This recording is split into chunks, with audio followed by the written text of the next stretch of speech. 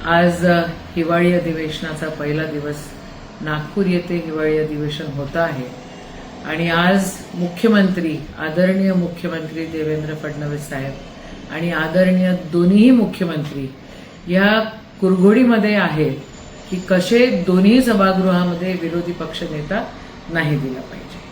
तसं तर या महायुती सरकारला एक अख्खं वर्ष पूर्ण झालं आणि मग यांची उपलब्धी जर आपण गिनली तर याच्यामध्ये मोठ्या प्रमाणामध्ये गुन्हेगारीमध्ये आपण अव्वल नंबरवर आलेलो आहे.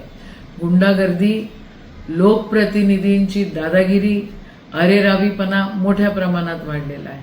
संतोष देशमुख हत्याकांडाला 1 वर्ष पूर्ण झालंय. देवेंद्र दादा, तुम्ही मुख्यमंत्री आहात, तुम्ही गृहमंत्री आहात आणि अजूनही त्यांचे जे मारेकरी आहे ते मोकाट फिरतायत आणि त्यांच्या संबंधित काही लोक त्यांची आठवण काढून म्हणतायत की आपला एक मित्र इथं नाहीये. याही गोष्टी आपल्या या रामराज्यात घडताय असं म्हणायला काहीच हरकत नाही. महिलांवरचे अत्याचार मोठ्या प्रमाणात वाढलेले आहेत. काय झालं साताऱ्यामध्ये, काय झालं फलटणमध्ये, का बरं त्या ठिकाणी एका डॉक्टरला आत्महत्या करावी लागली, पुण्यामध्ये काय झालं, का बरं तिथे हुंडाबळी गेला आणि का बरं आपण त्याच्यावर काहीच करू शकत नाही आहोत. जमिनी घोटाळ्यामध्ये तर कहर केलेला आहे. जैन हॉस्टेल, जैन लोकांची जी जमीन आहे ती पण एका मोठ्या नेत्यांनी हडप करण्याचा प्रयत्न केला आणि अमेडाचं प्रकरण तर आपण बघितलेलंच आहे. SRA आणि मुंबईमध्ये जो घोटाळा सुरू आहे ते तर सुरूच आहे. याच्याबद्दल कोण जबाबदार आणि कोण उत्तर देणार? द्यायला लागतील ना, तुम्हाला उत्तर याची द्यायला लागतील.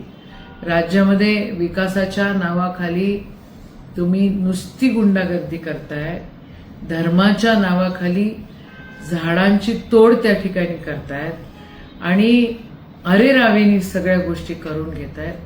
असं नाही, असं करत नसतात. आम्हीही सत्ता पाहिलेली आहे, आम्हीही काँग्रेसची सत्ता पाहिलेली आहे, काँग्रेसचे मुख्यमंत्री पाहिलेले आहेत. असं नव्हतं हो.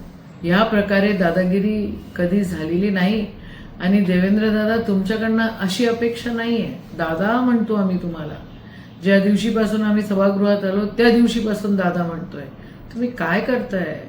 का बरं या सगळ्या गोष्टी होत आहेत? राज्यामध्ये शेतकरी आत्महत्या करतायत.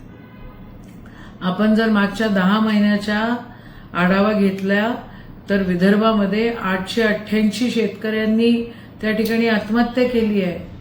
इथं सुनामी येऊन जाते, पाऊस येऊन जातो, तुम्हाला काय घेणं देणं नाहीये. तुम्ही साधा रिपोर्टही केंद्राकडे त्या ठिकाणी तुम्ही पाठवत नाही आहे.